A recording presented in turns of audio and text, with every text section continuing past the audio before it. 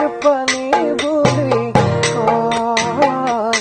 যৌৱন জানানে কালৈ কোনলৈ নদী সদায় সাগৰলৈহে গৈ নদী সদায় সাগৰলৈহে গৈ ময়ো কি জানি আললে নহয় জীৱন কচু পাতৰ পানী বুলি কয় যৌৱন জানানে কালৈ কোনলৈ সখাৰ বিয়া আজি সখাৰ বিয়া